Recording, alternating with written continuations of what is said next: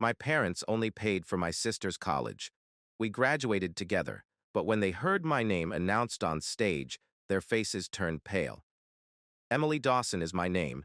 In the eyes of my parents, Thomas and Evelyn Dawson, the fact that I was born 7 minutes after my sister Olivia seemed to have made all the difference.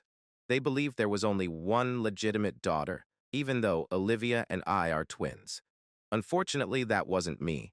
I became aware of the difference in their treatment of me from a young age. Olivia consistently received the newest, most attractive, and most sought-after items. I acquired the dolls from the kids of my neighbors, and she got the dolls. I got the dresses that had already been worn, and she got the dresses. My mother jumped on a plane to soothe, cuddle, and convince Olivia when she started crying. I was handed a paper napkin and sent off to play again after tripping and scraping my knee, and all I heard was, "You're a strong girl, Emily. Be patient." I realized as a child that I needed to do something remarkable to get attention. Ultimately, nobody saw my tears for no apparent cause. One of the most memorable incidents from that period comes to mind. About 6 years old, I was playing in the yard with Olivia. She became frightened and began to scream when she attempted to scale a tall metal structure on the playground. To let her know it was all right, I climbed up and leaped off despite my own fear. Though Olivia didn't even attempt to climb up, Dad came up to us first, hugged Olivia, and told her that she was a courageous girl. I had hoped that my parents would commend my bravery. "Be careful, Emily, you know you can hurt yourself," was all he said after giving me a quick glance. I'm not proud, not approved. Our relationship may have been modeled after this for many years to come. They grew increasingly uninterested the more I attempted to demonstrate my worth. However, my parents would instantly congratulate Olivia if she smiled or did something inconsequential. I kept my jealousy to myself. A child finds it hard to comprehend why he receives less affection. At night, I sobbed while holding the worn-out teddy bear my grandma had given me.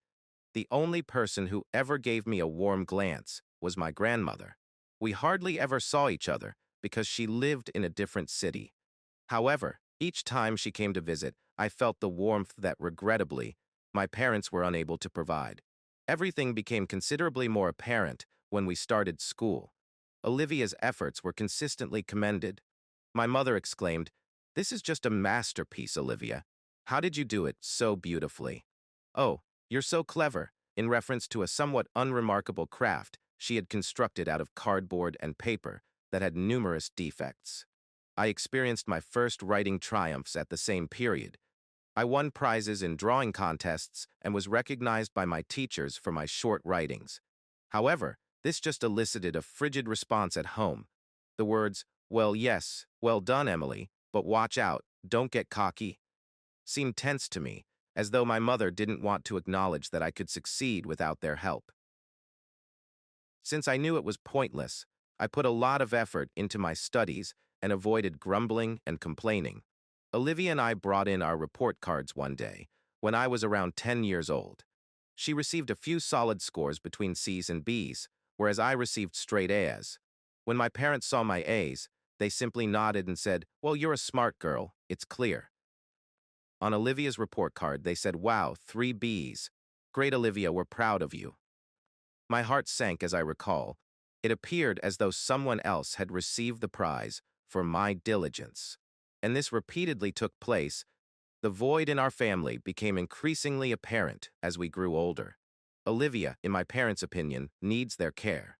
She was more delicate, more sensitive, and more exposed. They also believed that I was capable of defending myself.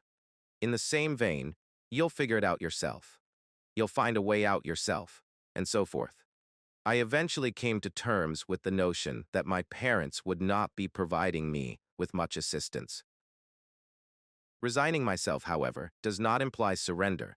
Conversely, it always encouraged me to move forward, even more obstinately, continually demonstrating my value to myself rather than to them. The issue of selecting a college came up as Olivia and I were finally getting close to graduating. Both of us chose to major in accounting. It proved to be a remarkable coincidence. I enjoyed order and accuracy, which sparked my interest in statistics, money, and reporting. I never saw any special interest in these sciences in Olivia. However, she responded, well, this is a popular profession, and then we'll see. This was taken quite seriously by my parents. So that Olivia wouldn't have to worry about anything while she was studying, they paid for her education all at once. As soon as the topic of funding education came up, they told me, you're smart, Emily. You can probably get a grant and earn some extra money if necessary. You won't be lost. Let her focus on her studies. The fact that they were lavishing enormous sums of money on my sister and that I had to battle for each scholarship and grant on my own bothered me. On the other hand, this was what motivated me to keep going. I reasoned that I would demonstrate my strength if they were certain of it. In order to pay for at least some of the costs myself, I started to draft grant applications, submit applications for various scholarships, and search for student openings. Despite living at the same college in rather different ways, we both attended it. Olivia occupied a large room on campus. She frequently received money from her parents for everything, including amusement, clothes, and textbooks. She lived a happy and carefree life, attending parties and hanging out with her peers.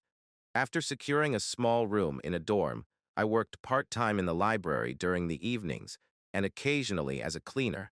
I became a member of a modest program that charged kids to clean rooms. I occasionally cleaned the dorm's hallway floors, and I completed all of this during the times when the majority of my students were sleeping.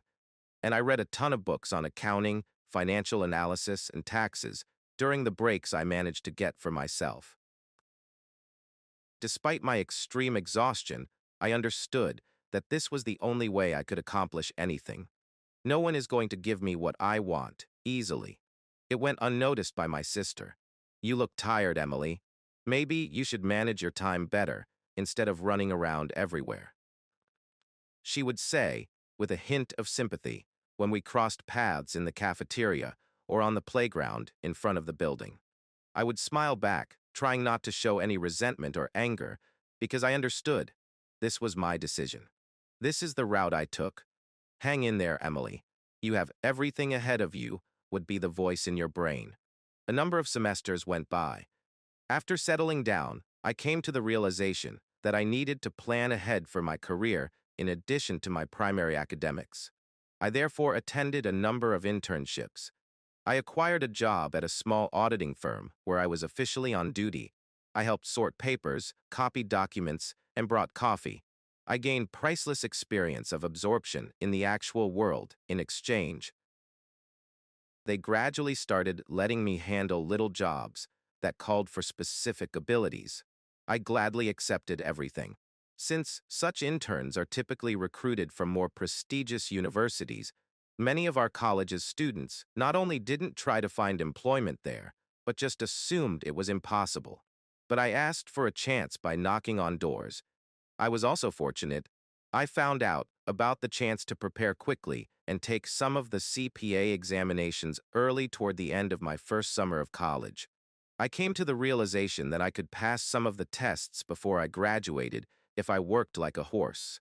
And once more, nobody in my immediate vicinity thought that a typical student could accomplish this. However, I had faith in myself. I was strong. I met Professor Adrian at an elective about the same time. International financial reporting requirements were the subject of another course he taught. Despite the fact that the course was challenging and lengthy, I enrolled. Emily, you have quite a strong base. Where did you study before? He asked me after the lecture on the first day of sessions. Well, not really anywhere in particular. I just read a lot, study, and try to figure it out. Do you like accounting? Yes, very much. I believe that order in numbers creates order in both business and in minds. He grinned and said, what a surprising formulation.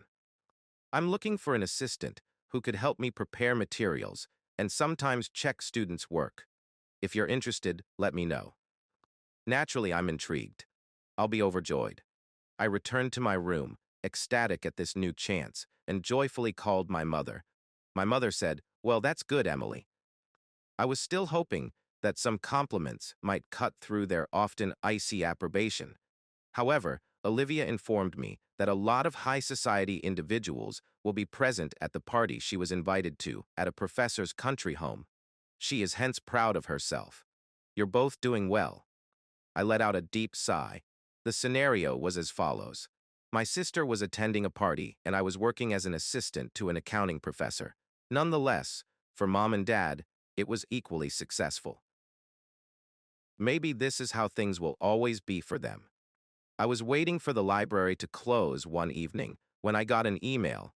Benjamin Ford's Scholarship Information Letter was the subject line. I didn't instantly know what it was about when I opened it. In the realm of accounting, it proved to be a highly esteemed nationwide program. It is given out to just 10 students nationwide each year. Excellent academic performance, exceptional extracurricular activities, leadership abilities, professor references, and many more things are required. I must admit that I never considered applying for this scholarship since I believed the requirements were too high. However, my portfolio must have been sent by Professor Adrian himself. In order to prevent nervousness, he made a habit of recommending intelligent kids without prior notice. The email stated that because the committee was impressed with the sample of my accomplishments, I was being encouraged to submit a full application. I read it multiple times while sitting in shock. At last, I made the decision. I must try. I kept my plan a secret from Olivia and my parents. I had already learned my lesson by then. I am responsible for my own goals and accomplishments. In any case, they will either ignore it or think it is unimportant. Why should I witness their apathy once more? I spent a few weeks getting ready for the tournament. I had to finish a number of assignments, write an essay, turn in recommendations, and turn in all the paperwork. Professor Adrian reviewed the texts, offered guidance, and pointed out errors. I put my all into it. After that, I sent the paperwork, and I forgot about it for a few months. My days were packed with work, school, internships, and getting ready for the CPA examinations. I didn't give myself a minute to unwind. I discovered a letter in the mail 3 months later, after working another shift at the library. Congratulations. You are one of the Benjamin Ford Scholarship's 10 winners. As I read these sentences again, I felt a flurry of feelings, including pride, excitement, delight, and surprise. Most significant, though, was the quiet voice inside of me that said, "You see, Emily, you can do it. You did it." I shut my eyes and nearly burst into tears due to the overwhelming emotions. I recognized for the first time that I could no longer be ignored. Being seen is exactly what I've desired my entire life, despite the fact that this sounds a little cocky. Inside, though, I felt more than just pride. And there was fatigue. How about my parents? What are they going to do? Are they going to want to congratulate me at all? The award event was now publicized beforehand. Representatives from major accounting firms, investors, journalists, and educators from throughout the nation were expected to attend the event, which was scheduled to take place at one of the top colleges. My folks were asked to accompany me. This will be a special day for them. They will be able to see what you have achieved, the organizer remarked on the phone. Admittedly, I was hesitant. I was hesitant to invite them in part because I feared making another chilly remark or underestimating them. The stubborn inner child, however, still wanted to get at least a little pride from them. Consequently, I called the house number. "Hi, Mom. Remember how I told you I was entering this big competition?" Something like that. "Yeah. What's it all about anyway?" I won one of the most prestigious national scholarships in accounting. I'm invited to the award ceremony, and they're asking me to bring my parents.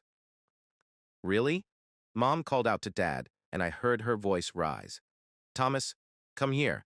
Emily's saying something about an award." Once more, she took up the phone. "When's the ceremony?" "In 2 weeks. Friday in the morning. It's in a different city.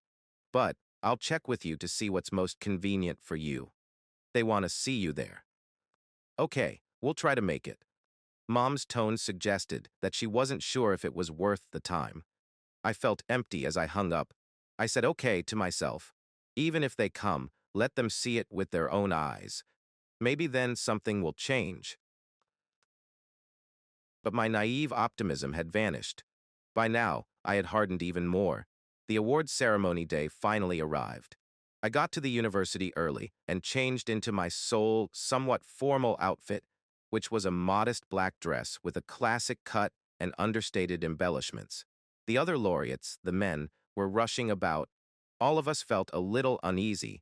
The director of the institution would count the short achievements, deliver the prize, and announce each name as we were escorted into the hall where the event was to be held.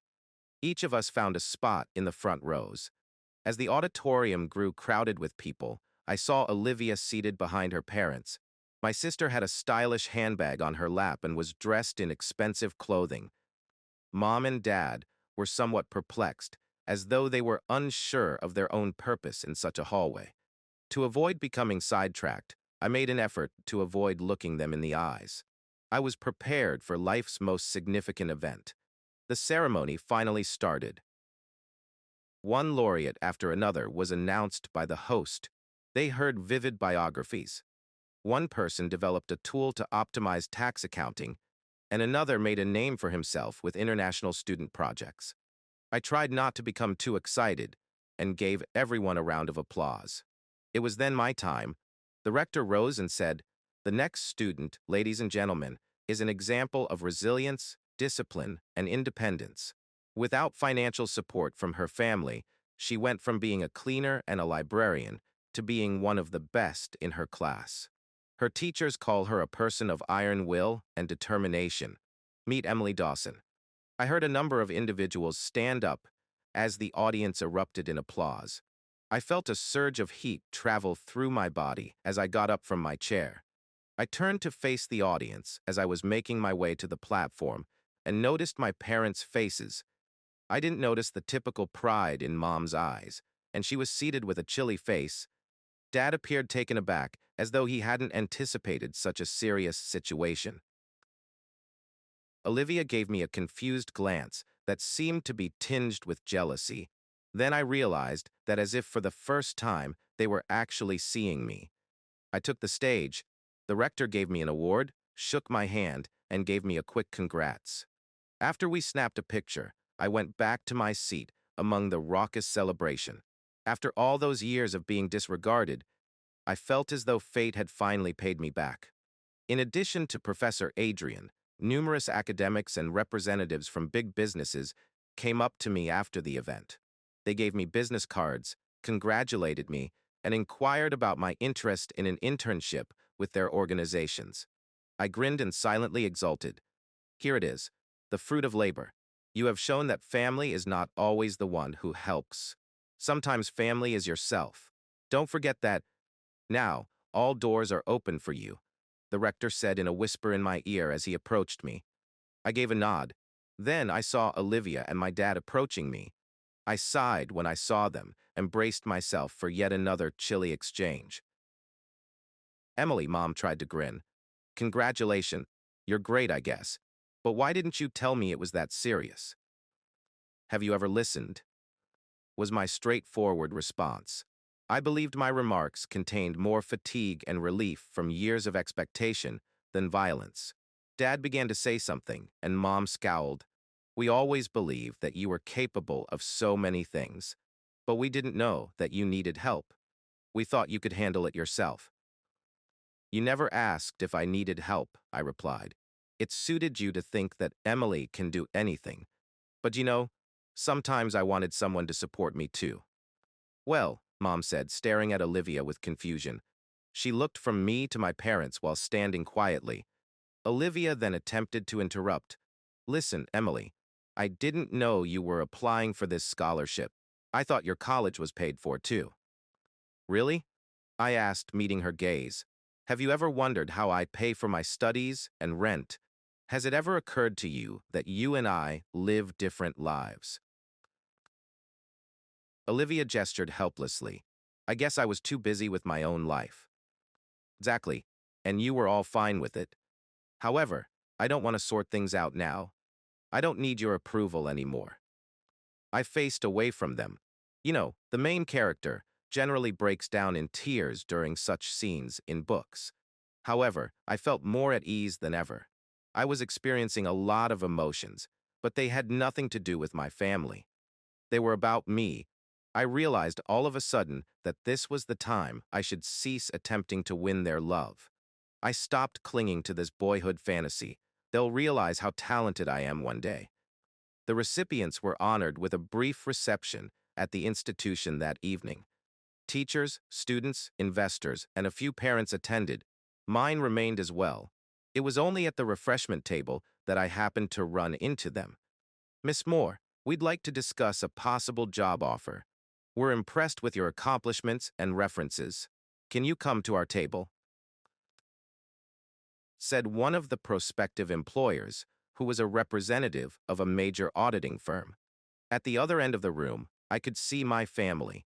Olivia, Mom, and Dad were standing there gazing at me with embarrassment, but they were afraid to come close. I then joined the investors at the table, and we started a lively conversation about the future, including the possibility that I might be given a starting job as a junior auditor in the New York office. My objective was to enter a large city, find a hip office, and start doing actual auditing. My parents made the decision to go to the scholarship recipients' dinner the next day. My mother tried to strike up a conversation throughout supper. Emily, we know we may not have been the most thoughtful parents, but we really do love you and Olivia equally. Maybe we just haven't had our priorities straight. It's not about love, Mom. It's about how I've always felt like I had to earn your praise, while Olivia always got it by default. I tried and I tried, but you didn't see it. It doesn't matter anymore. I'm no longer used to asking. With a sigh, Dad held out his hand, as though he wanted to give me a shoulder pat. Forgive us, daughter. We didn't notice that you were suffering so much. I don't want to quarrel now. Just accept that everything is different now. I'm not offended. I'm just making a choice in my own favor. Olivia fiddled with her napkin while sitting somewhat off to the side, as though she couldn't believe that I was the same reserved Emily who always got the short end of the stick. She would occasionally look up at me. Now that I was the focus of attention in the place where she had always felt she belonged, I could see confusion and a tinge of envy in her eyes, and it was obvious that she didn't enjoy it. I eventually accepted the offer from the New York office 1 week following the ceremony. I was being called to Los Angeles by another big firm and to Chicago by another. However, I decided on New York. The huge city's speed and the chance to develop more quickly in a demanding setting drew me in. I kept packing my belongings slowly in anticipation of moving after the semester ended. My relationship with my family has deteriorated to nearly nothing since then. We occasionally give each other a call, but these are brief, courteous exchanges like, "How are things at work?" "Great. I have a project here." "Okay.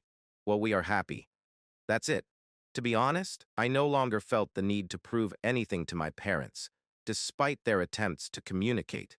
Olivia sent me a few texts, but they were not meant to offer congratulations or acknowledge my accomplishments, but rather to express her displeasure about her parents' increasing demands for her independence, because they can see that a pupil can be independent when they look at me. And this kind of made me laugh. As it happens, Olivia found it impossible to live up to their prior expectations after my example upended their routine. I will never forget how everyone turned to stare at me when the rector shouted my name in the hallway. I felt recognized and seen for the first time in my life, and I accomplished this on my own, without assistance from others, money, or favors. I have the strength to go forward because of this feeling. Even now, when I work for a big firm and occasionally hear about new problems, nothing scares me more than the years I spent attempting to get the attention of people who didn't think of me as a true daughter while living in my sister's shadow. Looking back on my life, I can say with certainty that there are moments when you just choose to love yourself instead of requesting affection. This does not imply that I have grown resentful or heartless. Instead, I feel really confident and at ease with myself. I'm prepared to assist others who might not have family support. I want them to know that if you have the will, the objectives, and the confidence in yourself, anything is possible. Everything is possible. Even if you were told repeatedly as a child that you're intelligent and will solve problems on your own without any assistance. Our mistakes and wounds give us strength, and occasionally, the love we didn't receive serves as the catalyst for our success. My parents did not attend the ceremony when I graduated and was given my diploma. They must have had something to do. You can manage without us, right? My mother asked. It was with a smile that I said, yes, of course I can. My grandma, who had always been nice to me, contacted me a week later. She said, I'm proud of you, Emily. You are a wonderful granddaughter. I wish I could be there with you, but you know I'm always there in spirit. When she said that, I nearly started crying because I knew I wanted her to be the one to watch me walk across the platform to get my diploma. I was more joyful than ever as I stood there. However, she was already elderly, and the trip would have been challenging for her. The warmest part of that day, however, was her call, and she had my sincere gratitude. Olivia entered the room as I was packing my luggage to leave for New York a few months after I graduated. She had made the decision to come visit me and had taken her car to campus. She hadn't been there in a while, so I was taken aback. She entered, sat on my bed's edge, and made an effort to strike up a discussion. Emily, maybe you don't want to, well, go so far away. Our parents want us to be close. Olivia, I replied quietly, my parents never cared what I did. Now they suddenly want me to be close. Sorry, but I have my own path. Olivia picked at the edge of her pillow with her fingernail and whispered, I'm just afraid that we won't talk anymore. We haven't really talked much anyway, Olivia, and you know it. With a heavy sigh, she lowered her gaze and got to her feet. Then I noticed a sort of childlike bewilderment on her face. It was the first time in my life that I sensed my sister's insecurity. Perhaps she came to the realization that her happiness had been predicated only on the fact that our parents had fostered her as their favorite. It found out that she was just graduating from college and wasn't really sure what she wanted to do with her life. Whereas I had made it to the next level and was receiving amazing offers. At last, she said, Good luck to you, Emily, and walked out of the room. I continued to stare at the closed door for a few more seconds, feeling uneasy. It was neither scorn nor rage. Instead, it was a subdued melancholy. As twins, we used to be able to laugh together without worrying about who was born 7 minutes earlier or later. However, things transpired in a way that caused us to grow up differently, and we changed significantly as individuals. I was unable to revert to that naive, childlike sense of unity. Despite being in the same family, we are now strangers. I fell into a mad work rhythm in New York. It was challenging at first. I worked 10 to 12 hours a day, creating reports, learning new things, interacting with clients, picking up new skills, and becoming proficient in the subtleties of auditing. However, I liked it. I like addressing challenging challenges every day and being there in the middle of things. I was developing a career with confidence, and I stopped waiting for my parents to congratulate me on another accomplishment. Why am I in need of this? I personally witnessed the results of my efforts. On weekends, I would occasionally stroll across Manhattan, take in the towers, and reflect on how bizarre life can be. Would I have developed the same level of resiliency, stubbornness, and ambition if my parents had given me the same level of support as Olivia? Perhaps not. I'm thankful that my route was not an easy one. It strengthened me and taught me that the greatest acknowledgement is the one you offer to yourself. It's been a few years. I've completed my coursework, acquired experience, and received a promotion. Naturally, my parents make an effort to stay in contact from time to time. They convey messages such as, How are you doing, daughter? It's a shame you don't come. And I merely respond in passing. Everything is fine. Thank you. Olivia occasionally posts pictures from parties on social media, and then occasionally writes me letters expressing her frustration at not being able to get employment. I suggest to her, send your resume to different places. Take courses. Improve your skills. She's furious. I find all this so boring. It seems that our paths have finally parted.